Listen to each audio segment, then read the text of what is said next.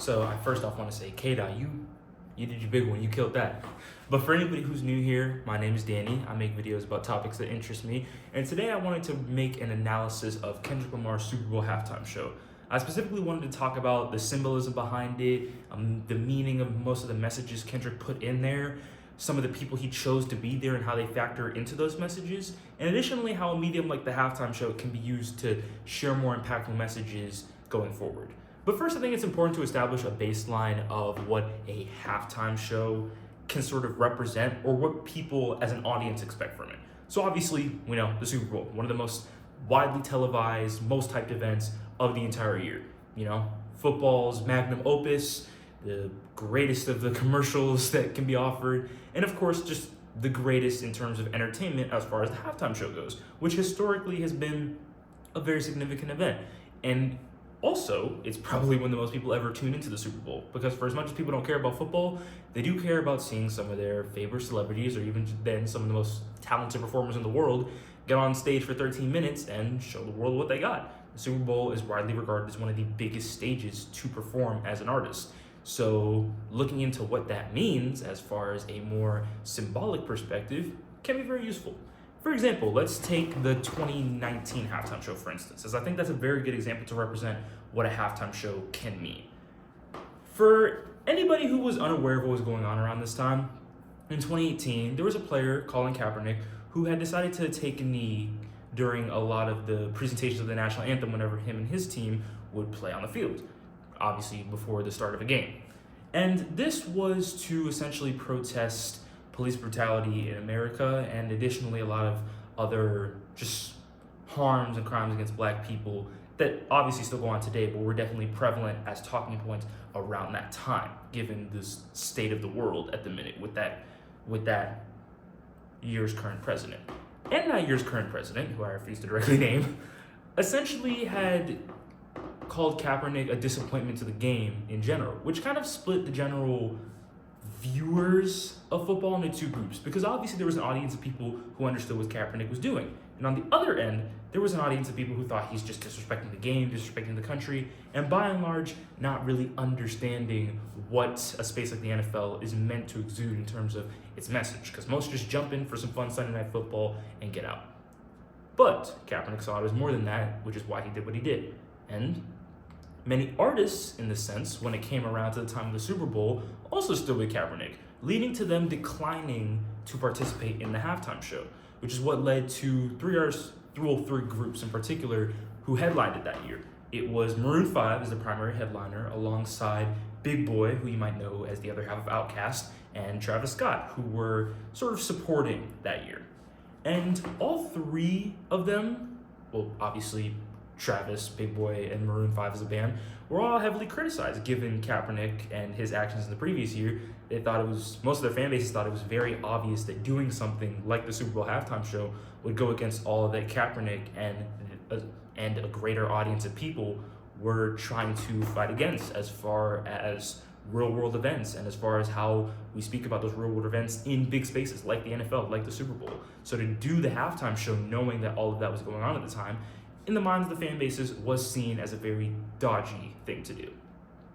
And the fact that there was even such a divide can show how a space like that halftime show is very much seen as, you could see it as a contentious environment. Because for as much as it can be used to tell powerful messages, most people aren't really there for a message.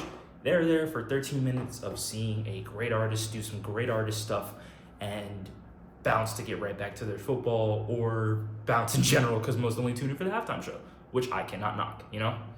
It happens that way. So that's what made the selection for this year's halftime show so essential.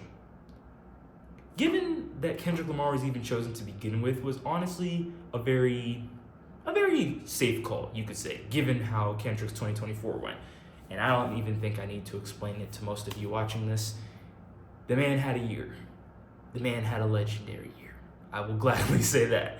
Given the beef with Drake, his undeniable victory, the victory lap that was not like us, its Grammy nominations that happened the week prior to the Super Bowl, Kendrick's album, or at least his new album that came out last year, and all of the press that had surrounded Kendrick at that time, most of the people could say picking him was a fairly safe bet considering his stance at the time. And the promo video he released, which is specifically what I want to focus on, had a quote, and it had a reflection quote within the actual show itself that I think is very essential for setting the baseline of this analysis. In Kendrick's own video, where he announced himself as the headliner for the show, he said, quote, "Rap music is still the most impactful genre to date, and I'll be there to remind the world why. They got the right one." When you read into what Kendrick says there, it's very much obviously him speaking from a place of love, as given that rap music is, of course, what he does, and he's widely regarded as one of the greatest rappers of all time and of our generation, it's very obvious that he would pay respect to such a genre. And saying that they got the right person for it, i.e. him, is showing that he has more on his shoulders than just his own career here, as far as his year, he's good. He's doing this for a wider purpose, as he's already hinting in this promo. But there's a reflecting quote that he said in the show, and I'll circle back around to it, that I think is also equally reflective. In the show, you may remember this one. He had said, "The revolution about to be televised. You picked the right time, but the wrong guy." This very much shows that Kendrick meant more for this show than just being a big standout performer, which he obviously has the chops for, considering in 2022, he was in a Super Bowl. He was in a halftime show alongside Mary J. Blige, Dr. Dre, Snoop Dogg, Eminem, 50 Cent. He has the chops to not only be a great performer, but a great rapper, a great artist, and very much share a very compelling Super Bowl halftime show from the expectations of it being just a fun show in general. But he's showing that he's not the guy for that. If you came here for a fun halftime show, if you came here for something to just let all your troubles go or to just watch it without really thinking about it too heavily, he has something in store for you. And he's not the guy you should go to if you want to have some fun. But since you're here, you might as well pay attention. So, we get to the start of the show. And for those who haven't watched it, I'd recommend you go and watch it again, just so you can peep a lot of these details. But to start it, we have Samuel L. Jackson representing a version of Uncle Sam, calling this the Great American Game.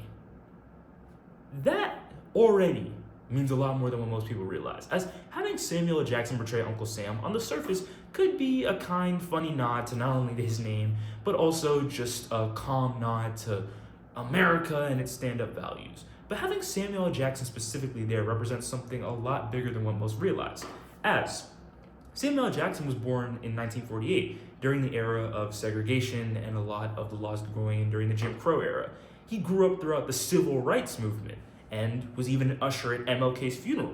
He has many notable instances in his life where he's seen civil rights be a major part of his upbringing. And even so, the man, when you look at his roles, just what he's been in general, he very much represents somebody who, as a leader or as a symbol, can mean more than what he is truly letting on. I say that in a very broad way, but if you look at a lot of his roles, it makes sense.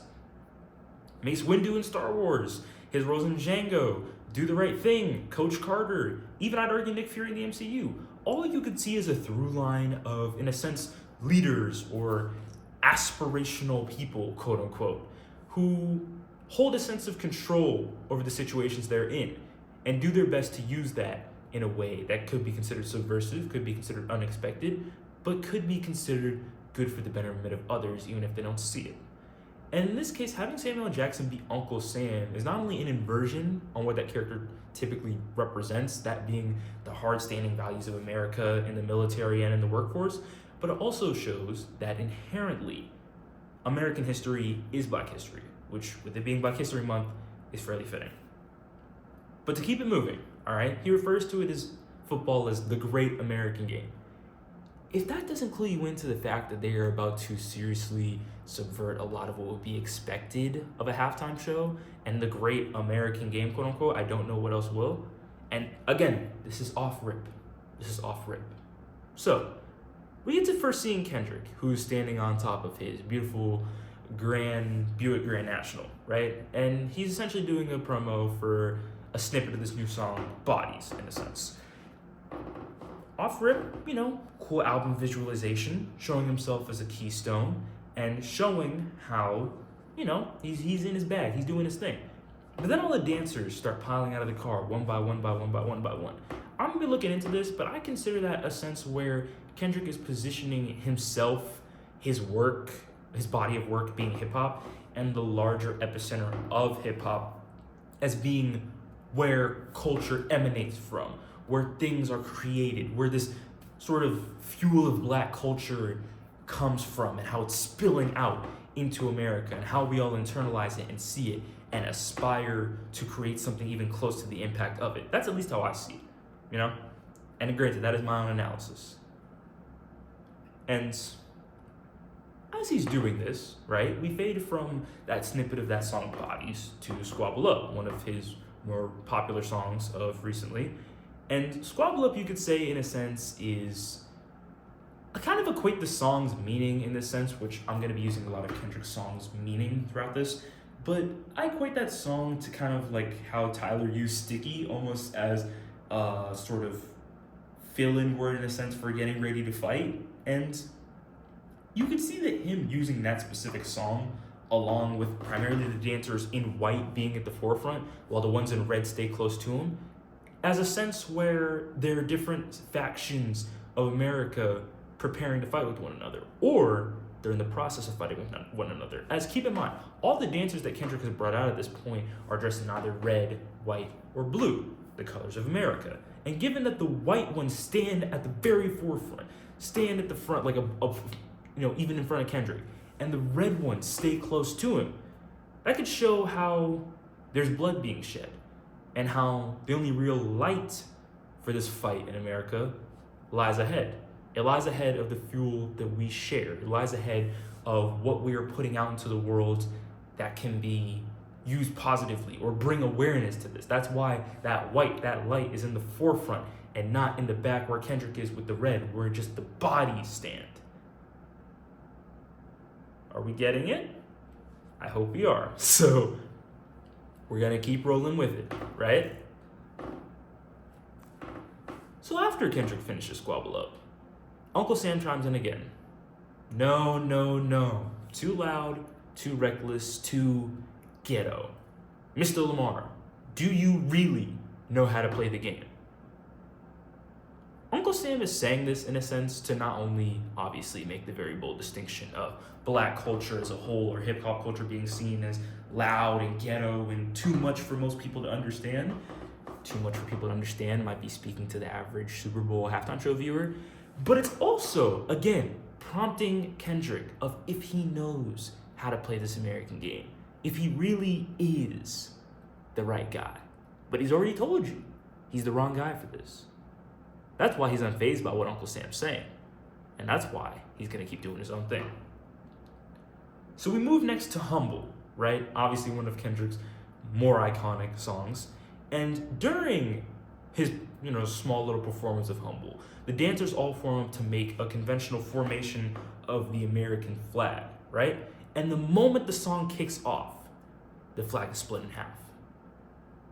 Could represent many things, but in a more accurate sense, it definitely represents America's division as of recent. And we can go into a million events surrounding that, but long story short, I'm not here to remind you of all that goes on outside your window. We all know for many reasons why a lot of America has a very fair reason to be divided right now, to be in this sort of state of split ideologies, of split flux, and to see Kendrick visually represented is very interesting, especially with a song like Humble, which you could say is him speaking to the powers that be, those higher leaders, to tell them to sit down, to listen, to humble themselves, and to understand the general experience that all of them go through and what they contribute to this country as a whole. And throughout this, the dancers are doing their thing, they're kicking it off, they're doing all they need to do. And then we move into DNA, which obviously, for anybody who's heard the song, is a very clear reflection of African American heritage, of identity, and of embracing who you are, whether you are of a different skin tone or of a different culture. And this breaks convention even more by presenting an unabashed ideal of cultural heritage, and again, of that personal identity, and showing how that formation of the American flag continues to break down even more and break down and break down. Then it scatters. Then it runs. then all the dancers and extras are pushing away toward the wider field as we start with Euphoria. Now, we could see Euphoria as Kendrick quite understandably capitalizing on the beef with getting, I would argue, the best song out of the beef there to sort of prop up the show, which, hey, it makes sense, honestly, for, how do I put this? I don't want to say it gives validation, but I'd say it very much feeds into the idea of, hey, for the beef, drag in a more casual audience by showing them that they got the lines here. But I argue Euphoria in this context, being for the show, means a lot more than even it just being a basic diss track. As a lot of Kendrick's lines in there, I would say could speak towards general leaders, people. Telling them, you got language barriers, there's no accent you can tell you, there's no way of being fake in this environment. There's only being who you are, and no amounts of actions or discrimination or inherent support of unsupportable people will ever change that. You could see Euphoria in that context. Could that be me looking into things? Yes. But again, this is my own analysis of what I've seen from this in general. And from Euphoria, we again move to a light post with a couple of Kendrick and his homeboys in the corner, starting off with Man at the Garden. Or I think it's Man in the Garden, sorry. But this garden, quote unquote, features more of those people dressed in white who were at the forefront earlier that I mentioned. And they can embody in this sense the human spirit or the true roots of people that play this American game. And I want to bring attention back to that line that Uncle Sam said at the start. What does the American game mean in this context? Now again, for a casual Super Bowl halftime show viewer, you could just say it means football, and I wouldn't blame you. But I'd argue the American game is this life that we live. Ostensibly those of potentially different backgrounds or cultures could very well understand that to live in America is an active exercise of understanding where to possibly hold back elements of your identity in order to access different spaces or areas, or to get certain job opportunities, or to be welcomed into certain spaces. And even then, it's not a secure win. It's not a definitive yes or no as to whether or not you're accepted in those spaces. It's a balancing act, it's a tightrope, it's a game where it's very tough to win or lose. It's kind of like a live service game. You just gotta keep playing it. You just gotta keep checking in. You gotta keep doing the daily challenges, basically. And seeing those dressed in white surround Kendrick so often could represent that the light of those people who play that game still shines through, even in the darkest of areas, which is why I believe there's this light pole. It's panning across this what's designed to be a dingy environment. It's showing how even in the roughest of areas that exist in this country, there are still people who embody that light of what it means to be American, even if they don't necessarily have a tone like this. And to keep it moving, right? We get Uncle Sam again, who speaks towards them as being his homeboys, his little black culture squad. And he tells the scorekeeper to deduct one life. That deduct one life thing, I heard initially, I was just like, dang, that's a little bit of a weird thing to say. But after thinking about it and rewatching this show right before this video, I ostensibly thought that's in reference to many things. It could be acts of brutality. It could be unjust sort of unalivings of what we've seen of many individuals of different cultures and skin tones and backgrounds. It could ostensibly be taking people away from their homes. Deduct one life could mean so many things in this initial context. I think that's one of those lines.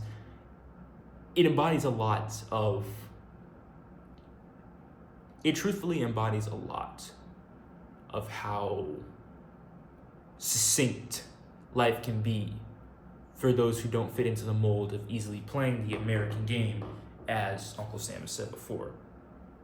So he moves, right? He keeps moving, despite Uncle Sam saying deduct one life.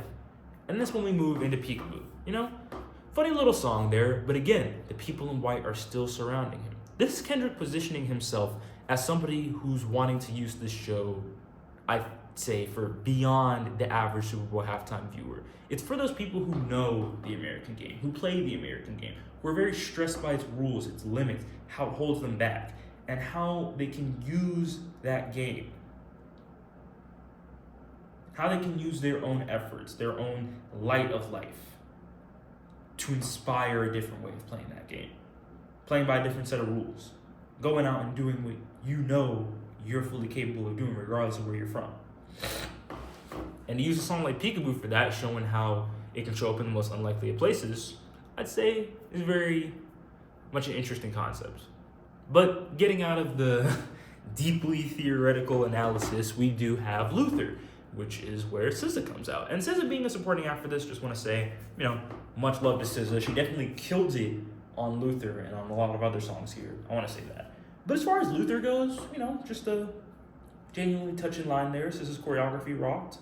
Kendrick was definitely going on, hyping her up, and that's about at least what I saw from that portion of it, until we get to All the Stars.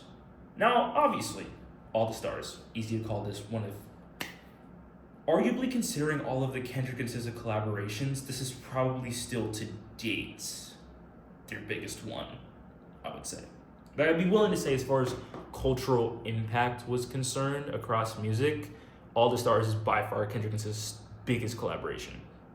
But it being here represents a lot more, again, than people think. Because, yeah, obviously, that song was very notable for being on the Black Panther soundtrack, which obviously is a very notable movie for having a predominantly black cast, for featuring a predominantly unique story involving royalty and who's deserving of ascending to a throne or a title, what it means to represent family and ideals and morality. There's a lot you could dive into with Black Panther, but that would be a whole other video on its own. But to bring All the Stars here in this context represents that all the dreams we aspire to are closer. All those expectations that people have of you are irrelevant. All of the things that can hold us down in this world don't deserve to hold us down because they're beyond us. They're far beyond what we know our capabilities are, what we know our reach, what we know our potential is. And I'm not even trying to pull this out of my 855 here. Just, you've listened to All the Stars. This is pretty lyric-based information that I'm hoping is clicking here, right? And again, SZA killed it on this track. I just gotta keep giving the girl love. I gotta keep giving the girl love. I'm sorry. I'm not sorry. So we keep moving, right? And Uncle Sam comes back. To quote him exactly, yes, that's what America wants. Nice and calm. We're almost there. Just don't mess this.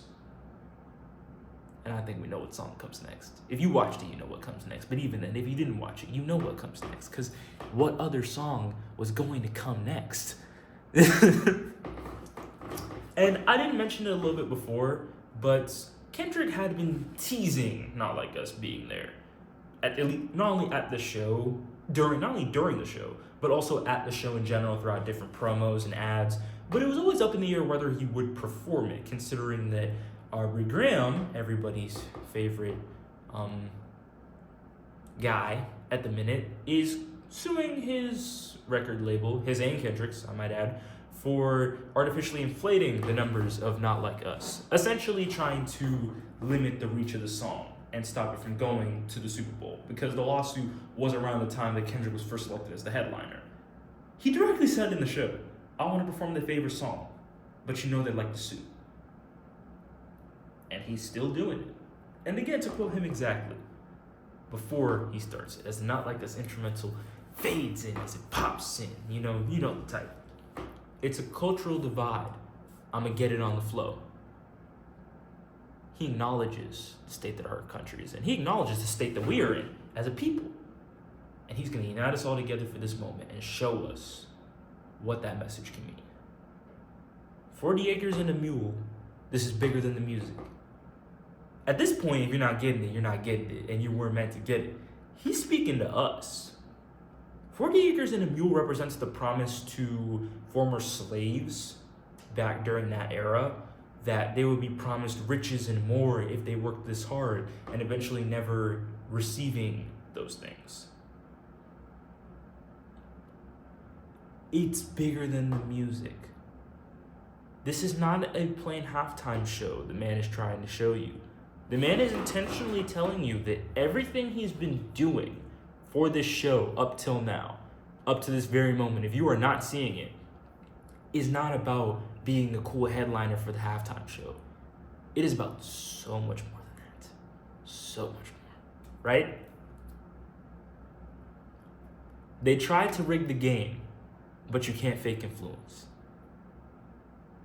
The industry, the wider leaders of our country, everything that has tried to rig this American game stands nothing when compared to the genuine hearts of people who make this country spin. The influences that push us forward. And that's when we start with everybody's favorite song, Not Like Us. And obviously, what is there to be said about Not Like Us that couldn't be said?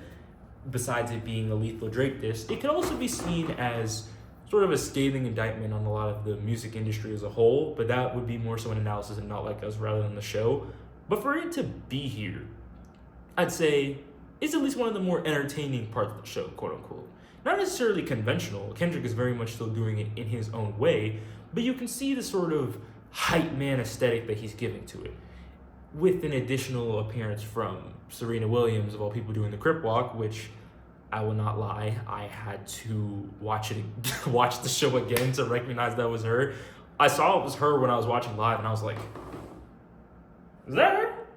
But then when I saw it again, I was like, oh yeah, that's definitely her. Which, if anybody does not know her history, she is one of Drake's exes. How those two ended up in a room and she didn't smash his head with a tennis racket and Venus double team him, I don't know, but hey, we all make decisions. So for Serena to be there, literally crib walking over a song like Not Like Us, it's just such poetic justice. I don't know how to put it. It's so, there's nothing like it, really, right? And it also helps, I'd say, for Kendrick's own connections to his city, considering that Serena is a fellow resident of Compton, which I'm not gonna lie, if you look up how many people are from the Compton area in general, you'd be surprised, because Kendrick always stays representing his city, in a sense. Which, going back to that representation, brings us to at least the final song of the set, which would be TV Off. Obviously another one of Kendrick's more recent hits off of his album, right? And he's hyping himself up, saying this is OK Llama, Mr. Morale, K. Dot, coming from Compton, California. You know who it is, you know what it's about. And we started the part where he yells out Mustard, and DJ Mustard spawns in. Which, hey, for him to be showing Mustard this much love, I gotta give him that. And by this much love, I mean in general, outside of the show. Like, he has credited that man with giving him a bona fide hit and a banger since the very start. He gave him a ton of love at the Grammys. Obviously, bringing him out to the Super Bowl, of all places, is a killer thing to do. Like, good on Mustard. I'm glad he's been getting his flowers lately. But essentially, to just sort of pull it together, in a sense, he's showing love to his people, the ones who are from his city, around his area, the ones that are always going to be there supporting him. And in turn, Kendrick's using that support that he's received to try to support the world around us, the people who need a message to show how divided our country is, in a sense, this game that we're playing and the limits of it, and how we can stand to rise above it. And to show that message throughout a halftime show, I think is the very intriguing part. And he shows that if you're really not trying to hear it or listen to any of it, turn the TV off. Which is precisely what he does to end the show. Precisely. And in general, I think this was such a different halftime show in all of the best ways.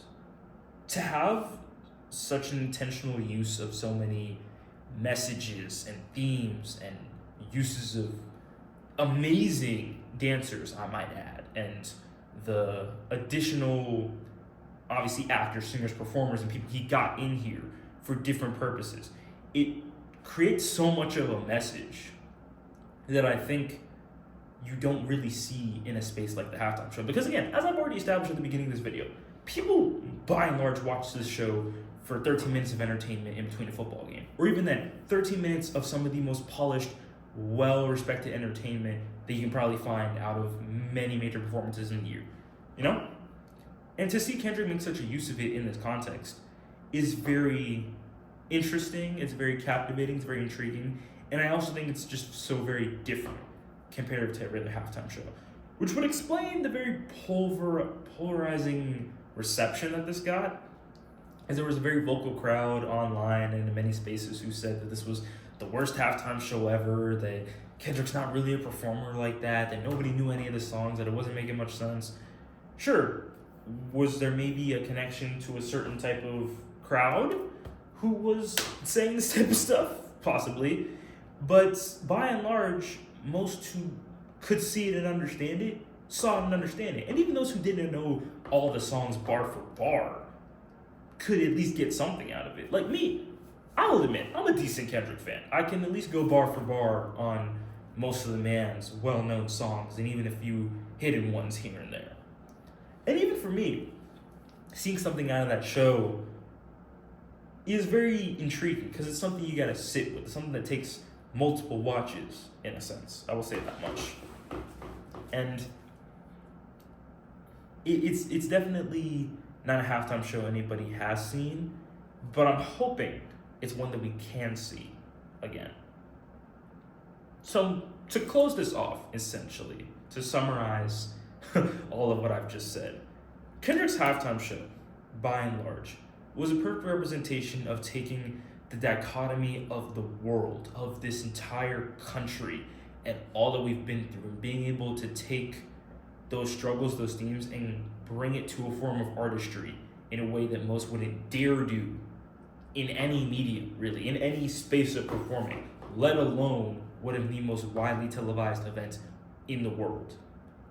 And for the record, this was the most widely televised event and widely watched event in the world. Biggest halftime show ever, beating out, I think it was 1997's with Michael Jackson. Think about that. Michael Jackson, prime MJ, and nobody has beaten that viewership record since, up until Kendrick Lamar. Maybe it's me, all right? First fracture is the internet and everything has made media consumption in all of that time. That's an impressive achievement. And I think it's a testament to showing how many can see something out of a show like this, or can choose to see something out of a show like this. Because by and large, what it is telling you directly is that what we see in our world right now is bigger than this entertainment. It's bigger than this music. It's bigger than so many of the things that we all try to put our focus on to distract from what's important.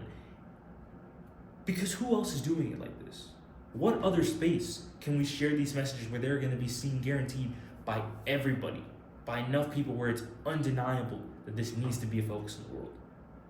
And most importantly, who else was going to do it? Not to knock the man, but I know for a fact Lil Wayne was not going to be pimping out like this. Love the man down. And yes, I get that this was his hometown. I get it was the Super Bowl. I get he wanted to be there. But him, compared to what Kendrick did with this, I'm sorry. Even if I did not know a single Kendrick bar, I would take him. Because to see what he did with this show, I think is something that we really have to sit with. For it to have it on Black History Month, this one especially, considering all that's happened, is not only a milestone on its own, but it's also a testament to what the halftime show can become in the future. As I want to see more like this. I want to see more like this, where artists genuinely take a space like the Super Bowl and say something. It doesn't necessarily have to be about the country and the American game and our differences and the unity and the human spirit like what Kendrick did. Because Kendrick at his heart, he's always been a storyteller. Even in a lot of his concerts, his music videos, his larger brand, he's always been a storyteller. He's always been that, arguably above being a hype man or a performer. And he's great at those too. But seeing what more artists can do with a space like this and a type like this, I think would be very much an amazing thing to see. So, by and large, that is my very, very very intent analysis of the halftime show. I hope you all have enjoyed me sitting here rambling about my love for Kendrick Lamar and this entire show for I don't even know how many minutes, but I mean, that's about it for me. So check out some of my other videos if you'd like. I guess do everything they do with one of the buttons down there. And if you're watching this, I love you.